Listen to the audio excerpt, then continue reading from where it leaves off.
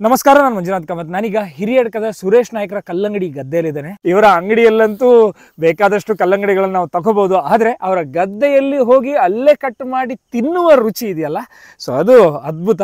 So ಹಾಗಾಗಿ ಅವರನ್ನ ಕಾಡಿ ಬೇಡಿ ಇಲ್ಲೇ ಗದ್ದೆಗೆ ಬಂದಿದ್ದೇನೆ. ನಾವು ಒಂದು ಯೆಲ್ಲೋ ಕಲರ್, ಇನ್ನೊಂದು ಆರೆಂಜ್ ಕಲರ್, ಇನ್ನೊಂದು ಹೊರಗಡೆ ಯೆಲ್ಲೋ ಒಳಗಡೆ ರೆಡ್ ಕಲರ್. ಈ ಸಲ ಆರೆಂಜ್ ಕಲರು ಇದೆ. ಈ ಸಲ ಆರೆಂಜ್ ಕಲರ್ ಹೋದ ವರ್ಷ ಲಾಸ್ಟ್ ಮೇ ತಿಂಗಳಿಗೆ ಹಾಕಿದ್ದು. ಈ ಸಲ ಫಸ್ಟಿಗೆ ಹಾಕಿದ್ದೀವಿ, ತುಂಬಾ ಬೇಡಿಕೆ ಇದ್ದ ಕಾರಣ. ಸರಿ, ಈಗ ಒಂದು ಟೇಸ್ಟ್ ನೋಡೋಣ. ಆರಂಭದಲ್ಲೇ ಒಂದು ಟೇಸ್ಟ್ ನೋಡಿ ಬಿಡೋಣ.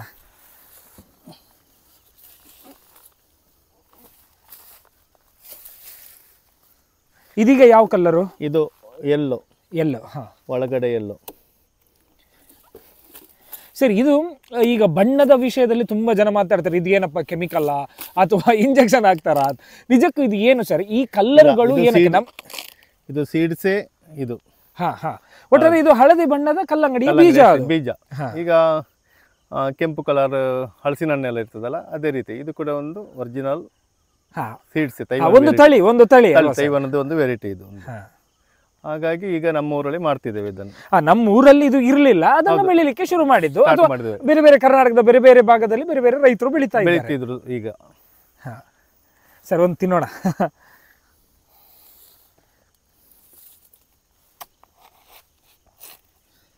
ಬನ್ನಿ, ಹಳದಿ ಕಲ್ಲಂಗಡಿ, ಹೊರಗೆ ಕಪ್ಪು ಒಳಗೆ ಹಳದಿ.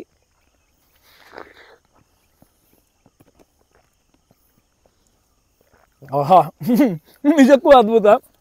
ಇದು ಒಂದು ವಿಶೇಷ ಏನು ಅಂತ ಹೇಳಿದ್ರೆ, ನೀರು ಇಳಿತಾ ಇರುತ್ತೆ. ನೀರು ಮತ್ತೊಂದು ಸಿಹಿ. ಕೆಜಿಗೆ 40 ರೂಪಾಯಿ. ಹಿರಿಯಡ್ಕದ ಇವರ ಅಂಗಡಿಯಲ್ಲೇ ಸಿಗತ್ತೆ. ತುಂಬಾ ರೆಡ್. ಅದನ್ನು ಒಂದು ಟೇಸ್ಟ್ ನೋಡೋಣ. ನೋಡಿ, ಇದು ಹಳದಿ, ಅದು ಕೆಂಪು. ಅದು ಪಿಂಕ್ ಅಲ್ವಾ? ಅದು ಪಿಂಕ್, ತುಂಬಾ ಕೆಂಪು ಅಲ್ಲ. ಇದು ಇನ್ನೂ ರುಚಿ ಜಾಸ್ತಿ. ಇದ್ರ ರುಚಿ ನೋಡೋಣ. ಹೊರಗಡೆ ಕಪ್ಪು ಒಳಗಡೆ ಹಳದಿ ಕಲ್ಲಂಗಡಿನ ತಿಂದ್ವಿ. ಈಗ ಹೊರಗಡೆ ಹಳದಿ ಒಳಗಡೆ ಪಿಂಕು, ಇದ್ರ ಟೇಸ್ಟ್ ಹೇಗಿದೆ ನೋಡೋಣ.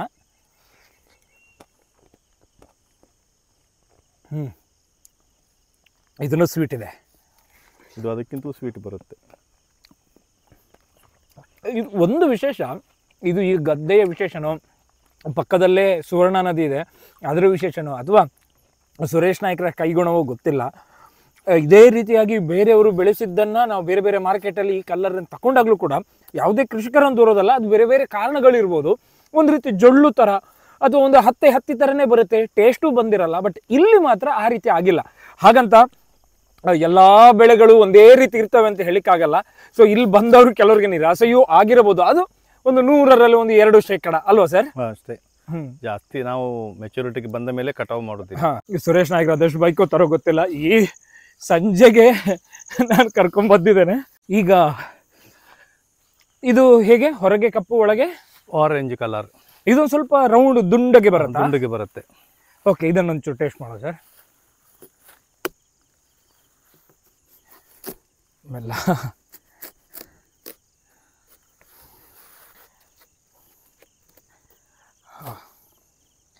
ಆರೆಂಜ್ ಬಣ್ಣ. ಆರೆಂಜ್. ಓಕೆ, ಇದ್ರದ್ದು ಟೇಸ್ಟ್ ಮಾಡೋಣ.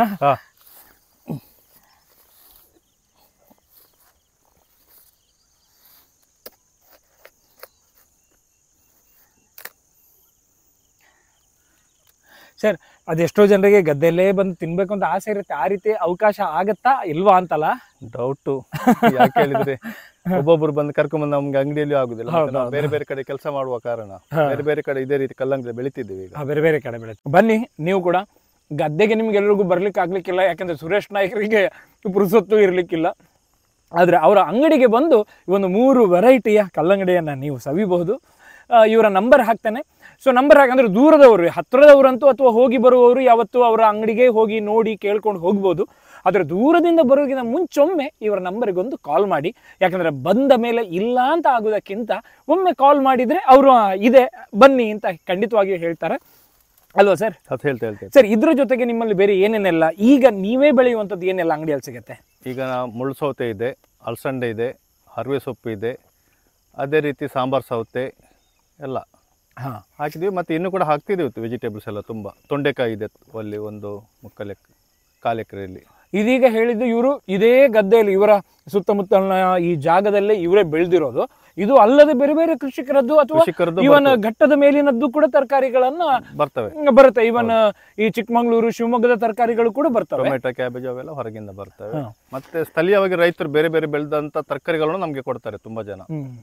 ಈ ಸುವರ್ಣಗೆಡ್ಡೆ ಇರ್ಬೋದು ಅಥವಾ ತೊಪ್ಪೆ ಗೆಣಸು ಹೇಳ್ತಾರಲ್ಲ, ಅದು ಗೆಣಸು ಬೇರೆ ಬೇರೆ ಟೈಪ್ ಇದೆ, 3 ಟೈಪ್ ಗೆಣಸು ಬರ್ತದೆ, ಲೋಕಲ್ ವೆರೈಟಿ ಅವೆಲ್ಲ.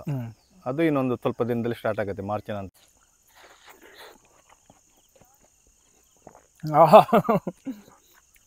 ತುಂಬ ಚೆನ್ನಾಗಿದೆ. ಬನ್ನಿ ಹಿರಿಯಡ್ಕಕ್ಕೆ, ಹಿರಿಯಡ್ಕದ ಈ ಸುರೇಶ್ ನಾಯ್ಕರ ಅಂಗಡಿಗೆ. ನಮಸ್ಕಾರ. ಹಾಕಿದ್ದೊಂದು